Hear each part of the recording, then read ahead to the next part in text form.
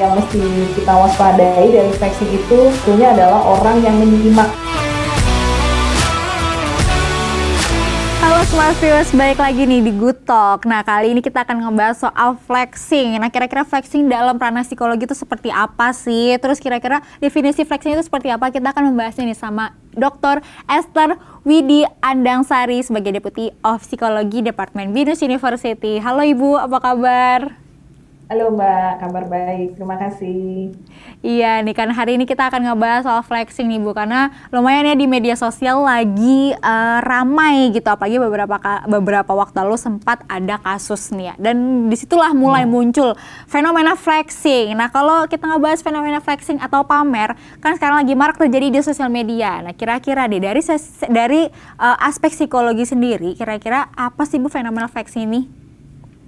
Ya, flexing itu kan orang itu menampilkan sesuatu atau ya kalau orang luar mungkin mengatakannya memamerkan atau mempertontonkan yang itu bisa membuat orang tersebut yang menjadi apa namanya yang menunjukkan atau memamerkannya itu mendapatkan semacam pujian ataupun mungkin decak kagum dari situ ya. Nah, dan kalau menurut saya flexing ini terutama di sosial media kadang akhirnya membuat si pelaku gitu ya, orang yang melakukan flexing itu akhirnya melakukan segala macam upaya untuk bisa mempertontonkan atau memberi pencitraan kepada publik tentang dirinya yang bisa jadi mungkin itu bukan sejatinya dia gitu ya. Jadi bukan dia seperti itu, sebenarnya aslinya bukan begitu. Jadi akhirnya ya intinya dibuat gitu ya, kayak misalnya apa namanya, dia menunjukkan bahwa dia punya sesuatu yang brand, pada mengesankan bahwa dia punya, padahal mungkin jangan-jangan bukan punya juga gitu ya. Tapi kan yang penting image-nya dapat ya. Interpretasi bahwa dia menjadi orang yang hebat atau mengesankan itu dia dapat gitu ya. Decakan kagumnya itu dia dapat. Namun yang mesti kita waspadai dari flexing itu sebetulnya adalah orang yang menyimak postnya dia gitu ya, postingannya dia itu.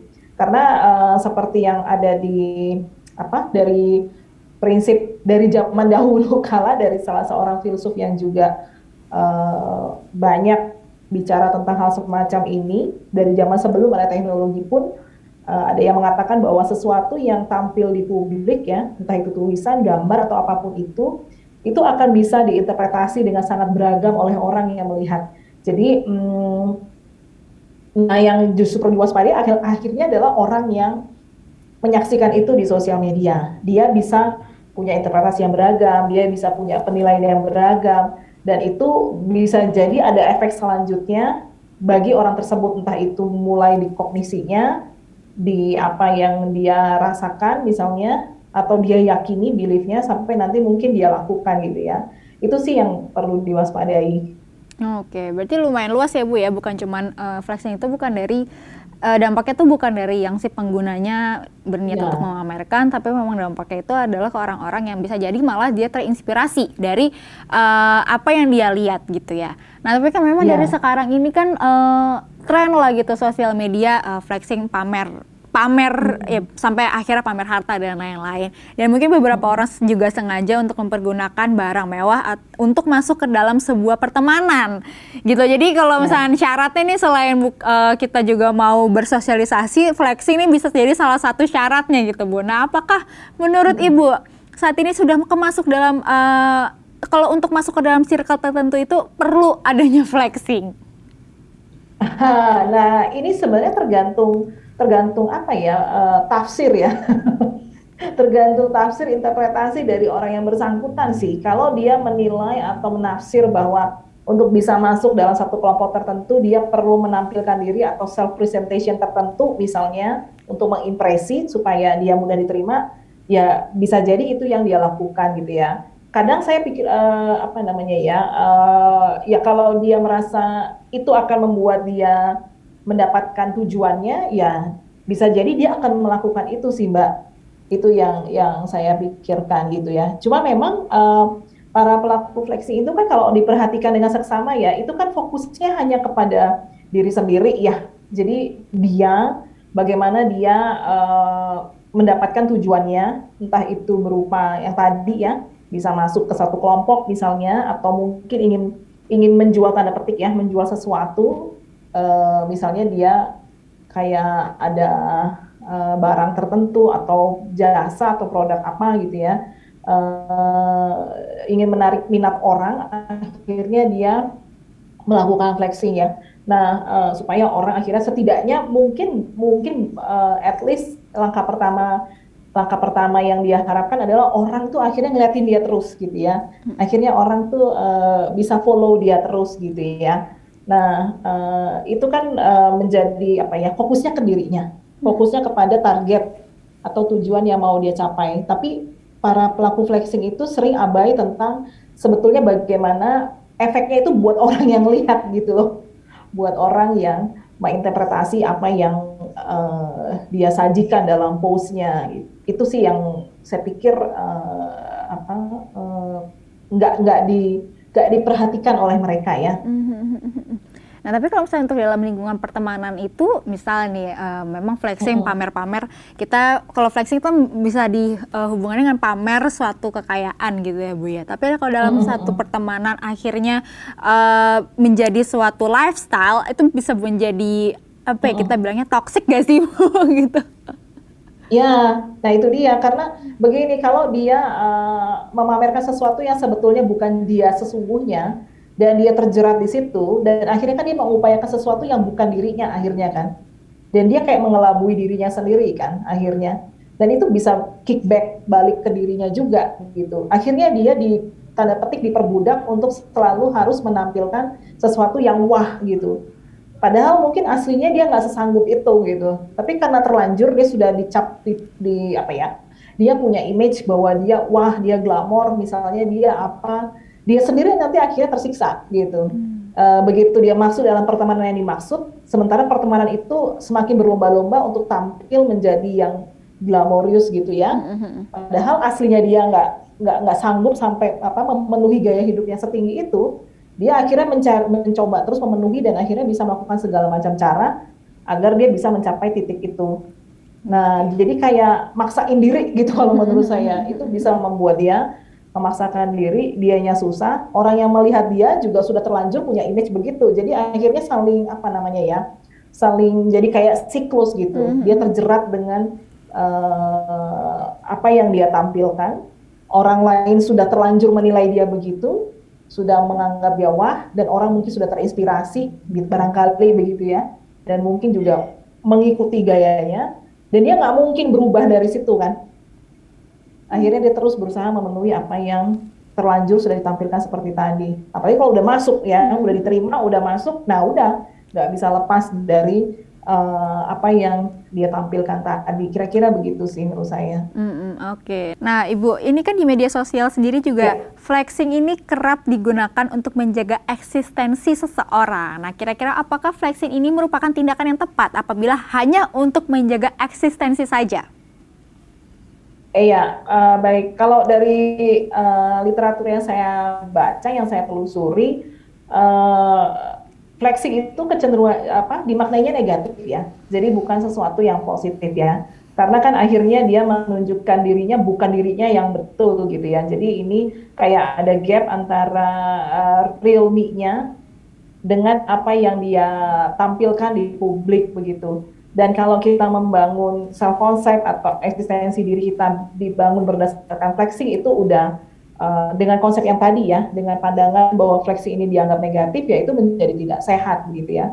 Karena akhirnya apa namanya, ya itu bukan jati diri saya yang sesungguhnya, ya itu bukan saya yang sesungguhnya. Kalau di psikologi itu kalau ada gap yang jauh antara apa namanya jati diri saya sesungguhnya dengan apa yang kita bayangkan tentang diri kita, dan kita mencoba tawarkan tentang diri kita atau kita pertontonkan diri kita di publik, itu ada gap yang jauh, itu justru menjadi tidak sehat. Itu nanti akan menyerang kesehatan diri kita sendiri, maksud saya kesehatan mental kita sendiri. Sebenarnya itu sih. Jadi yang sehat ya memang punya apa namanya jati diri yang sejati, yang memang sejatinya saya seperti ini dan saya tunjukkan di publik ya seperti itu gitu ya. Jadi tidak ada gap. Jadi kalau lingkaran itu ibaratnya ada dua lingkaran tentang self konsep saya dengan real self saya, itu berarti semakin dekat gitu ya. Jadi bukannya semakin jauh ya. Nah, itu kalau dia semakin dekat tidak ada gap, itu jauh lebih sehat. Jadi tidak ada kepura-puraan sih sebenarnya itu. Jadi bukan seperti yang pernah ada di cita-cita yang sekarang gitu ya, tentang orang yang terlalu memamerkan banyak ya, beli mobil harga 1,5 M terus bilangnya murah banget gitu ya. Nah, itu kan bukan sesuatu yang secara logika pun kita juga bisa melihat bahwa mobil 1,5 M itu kan tidak murah gitu ya. Jadi ya tidak disarankan untuk membangun jati diri dengan flexing begitu ya, atau eksistensi diri dengan flexing, kira-kira begitu. Oke, berarti tadi Ibu sempat bilang kalau misalnya terlalu berlebihan untuk fenomena flexing ini sendiri sebetulnya malah bisa berdampak kepada kesehatan mental. Berarti ini bisa dikatakan sebagai gangguan psikologis kah? Kalau menurut saya potensi untuk mengarah ke sananya bisa jadi ada. Kalau karena itu tidak sejalan lagi dengan prinsip-prinsip kesehatan mental, di mana salah satunya adalah dia tahu tentang dirinya, dia bisa kenal dirinya, dan dia bisa merasa nyaman, tentram dengan dirinya sendiri. Itu prinsip kesehatan mental ya. Dan yang terakhir adalah intinya kita semua itu bisa berkontribusi bagi orang lain sesama. Nah, itu prinsip kesehatan mental. Tapi kalau kita sudah membangun kepalsuan dan akhirnya kita sendiri jadi nggak nyaman, nggak tentram, bahkan jangan-jangan kita teralienasi dengan diri kita sendiri, kita jadi asing dengan diri kita sendiri karena kita sudah terlanjur membangun image yang salah tentang diri kita di publik, itu kan justru tidak sehat mental gitu ya. Karena yang kita bayangkan, yang kita inginkan hanyalah pujian, sanjungan gitu ya. Padahal kan kita nggak bisa hidup hanya dengan pujian dan sanjungan kan. Kita kan mesti hidup dengan realitas yang ada, kira-kira gitu sih. Oke, berarti dari flexing itu menimbulkan kesehatan mental dan juga psikologis ya, bisa dibilang ya Ibu ya. Nah, untuk nih bahayanya dari flexing di media sosial sendiri ini seperti apa? Karena udah mulai marak lagi nih, ternyata nggak, misalnya yang sekarang banyak ada kasus, sebetulnya tuh ketika dia ada kasus terbuka nih banyak gitu fenomena-fenomena seperti ini. Sebenarnya bahayanya apa sih Bu? Iya, nah kalau yang kasus-kasus di media sosial yang beredar di sekarang kan akhirnya terkaitnya dengan hukum begitu ya. Jadi masuk ke ranah hukum karena dia kesannya dengan image yang dia tampilkan, dia menjanjikan sesuatu gitu ya. Dan orang menjadi terkesima, dan orang tuh punya bayangan bahwa dia bisa ke situ kayak dia, tapi dengan cara yang instan, dengan cara yang cepat. Apalagi kalau diiming-imingnya bisa kaya dengan cepat. Nah, di dunia ini kan memang materialisme itu menjadi sesuatu yang sangat disukai begitu ya. Sehingga ketika ada penawaran bagaimana bisa kaya dengan cepat, apalagi ditambah dengan flexing yang dilakukan oleh orang-orang tertentu, itu menambah kegairahan. Itu tadi yang saya sampaikan, bahwa flexing itu juga harus dilihat jangan cuma dari pelaku tapi orang yang nyimak gitu. Karena akhirnya kognisi orangnya dan juga maksudnya orang yang nyimak dan perilakunya itu akhirnya menjadi terbentuk dan berlomba-lomba ingin seperti dia, dan akhirnya melakukan sesuatu yang diharapkan oleh si pelaku, yaitu invest misalnya dan seterusnya. Nah, itu masuk ke ranah hukum kan. Cuman kalau di sisi psikologis yang saya perhatikan, ini ada beberapa tulisan hasil riset, kayak misalnya flexing ini ternyata impact-nya banyak ke kalau Mbak pernah dengar istilahnya tuh social comparison ya. Jadi membanding-bandingkan diri gitu. Nah, ini kan bisa menjadi tidak sehat kalau kitanya kalau kita tidak mencermati dengan serius atau menelaah dengan baik. Jadi misalnya gini deh, yang paling sering terjadi di media sosial itu yang saya perhatikan ya, biasanya menggunakan atau menampilkan diri dengan pakaian dan intinya tampilan full body yang kayaknya mengesankan ya, dengan merek dan segala macam. Akhirnya buat terutama kaum perempuan gitu ya, ketika melihat tampilan seperti itu terjadi social comparison di media sosial. Nah, social comparisonnya itu dia akhirnya melihat ke dirinya sendiri. Saya udah kayak dia belum ya? Sejauh apa gap saya dengan dia? Dan saya nggak mau jauh gapnya dengan dia. Saya mau tampil seperti dia. tanpa menerusi lebih lanjut sebenarnya orang ini bisa tampil seperti itu gimana ceritanya gitu.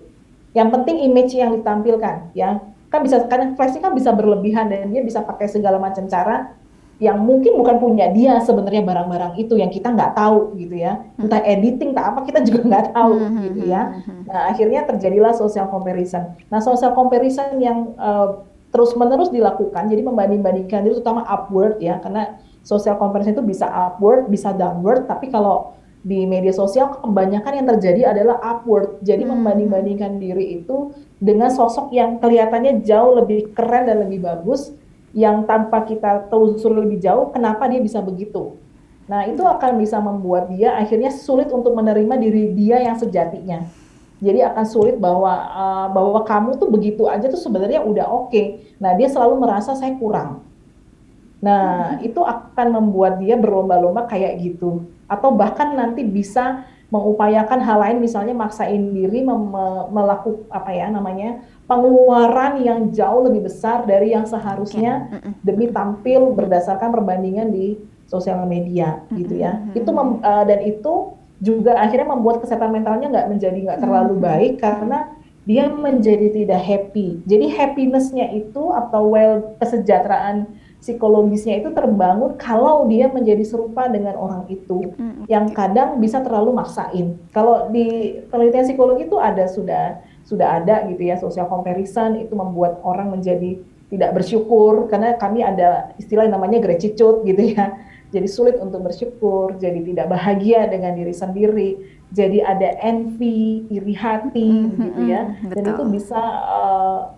itu bisa merasuk ke diri kita, dan kita sendiri akhirnya menjadi tidak logis lagi dengan diri kita sendiri. Nah itu sih Mbak, jadi saya pikir ya teman-teman yang menggunakan sosial media ya mesti waspada ya. Kalau itu hanya tampilan-tampilan aja ya udah anggap aja tampilan, nggak usah diikutin, maksud saya gitu.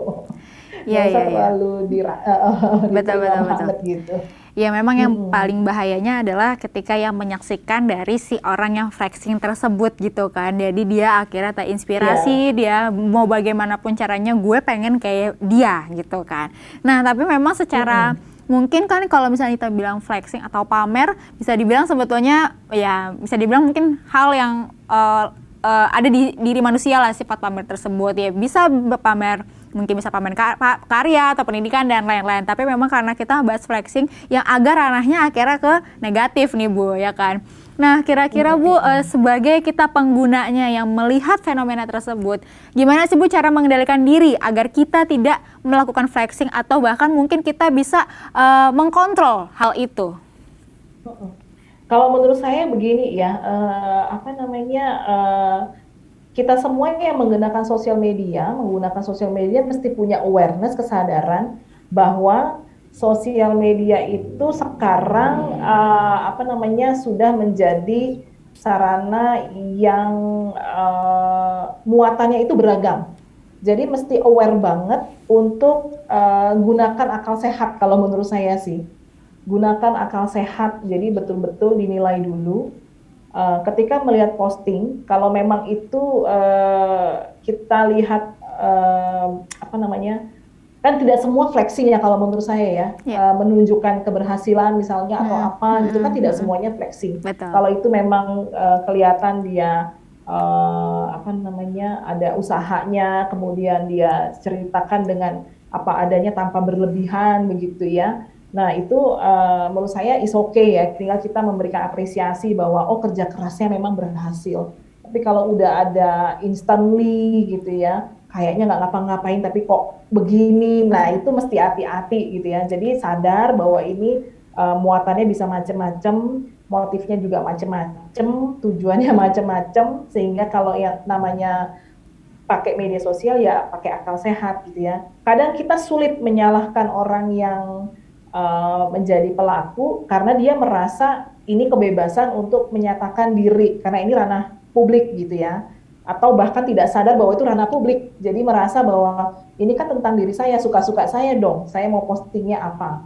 Nah cukup banyak juga yang pelaku-pelaku tuh kayak gitu ya, pelaku-pelaku flexing malah nggak sadar bahwa ini sebenarnya ranah publik yang orang tuh bisa menginterpretasi begitu beragam tentang apa yang kita post gitu. Itu satu. Jadi mesti pakai akal sehat deh, aware deh bahwa ini tuh macam-macam. Kemudian yang kedua ya memang kalau menurut saya, karena saya backgroundnya psikologi, tidak ada cara lain selain memang memperkuat self esteem masing-masing sih. Jadi ya terima diri apa adanya. Ketika nanti melihat apapun yang muncul di media sosial, ya tidak perlu jatuhnya ke membanding-bandingkan diri ke atas dengan postingan-postingan yang tertentu gitu.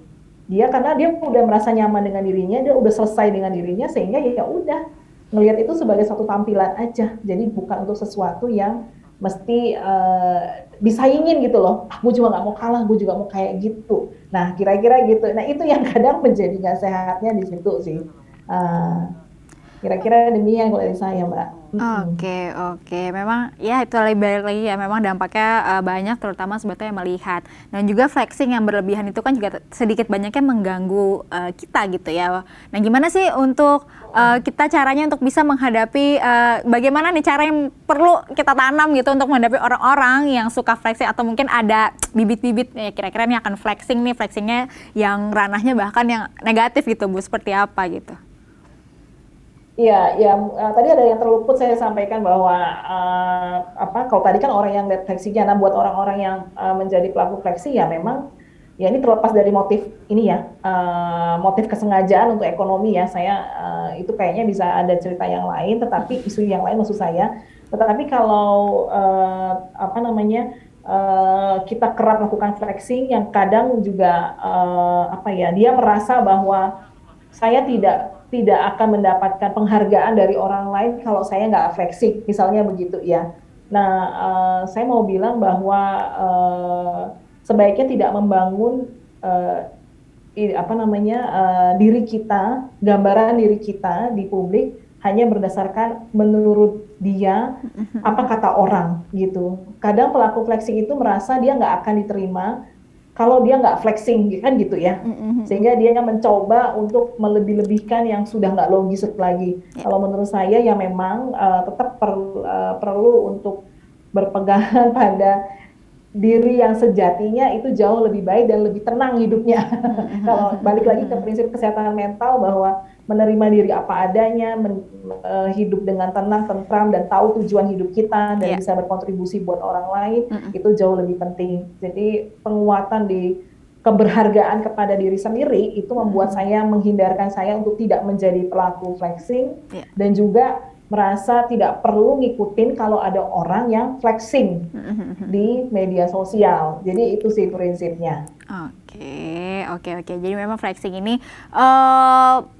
ya memang perilaku pamer ya, tapi pamernya ini sebetulnya dalam ranah apa seperti apa dulu. Tapi karena memang sekarang itu bisa dibilang terkenalnya fenomenanya ini adalah ranah-ranah yang negatif, yaitu pamer-pamer ke harta, ya kan, keberhasilan yang kok bisa sebegitunya tanpa, maksudnya dengan cara yang sepertinya mudah gitu. Tapi memang flexing ini seperti Bu Esther bilang bahwa ya dampaknya itu adalah ke si yang menerimanya atau konsumennya lah, seperti itu. Itu akan menimbulkan suatu inspirasi yang akhirnya jadinya dia akan berusaha untuk membangun jati diri dia dengan cara flexing yang tentunya negatif, dan itu tuh salah karena akan meranahnya bisa akan berdampak ke kesehatan mental seperti itu ya Ibu ya. Jadi kesimpulannya adalah berarti kita harus fokus sama diri kita sendiri, bersyukur bersyukur apa yang kita punya sekarang, ya inilah kita. Jadi kayak mungkin bisa dibilang kayak kontrolnya adalah tidak selalu menerima mentah-mentah apa yang kita lihat dari media sosial ataupun yang apapun lah yang sosial media yang lainnya mungkin disajikan gitu. Apapun yang mungkin kalau konten edukasi mungkin kita bisa, tapi kalau hanya untuk flexing harta dan lain-lain ya bisa kita balik lagi ya, kita agak sedikit religi ya. Harta bisa habis tapi rezeki nggak kemana seperti itu ya. Jadi tetap fokus sama diri kita. Flexing itu sebagai tentunya dengan pengguna media sosial harus bijaklah menerima informasi. Thank you Ibu Bu Esther atas waktunya Ibu ya. Semoga obrolan-obrolan semoga obrolan kita tentunya Smart Viewers dan juga Ibu Esther kita benar-benar bisa menerima banyak insight dan informasi baru. Thank you Ibu sekali lagi. Jadi Smart Viewers jangan lupa untuk terus mendukung semua karya BINUS TV dengan cara like, komen, subscribe, dan jangan lupa nyalain lonceng notifikasi biar tahu nih video-video terbaru dari Binus TV. Oke deh, thank you sekali lagi Bu dan juga Smart Viewers. Bye-bye.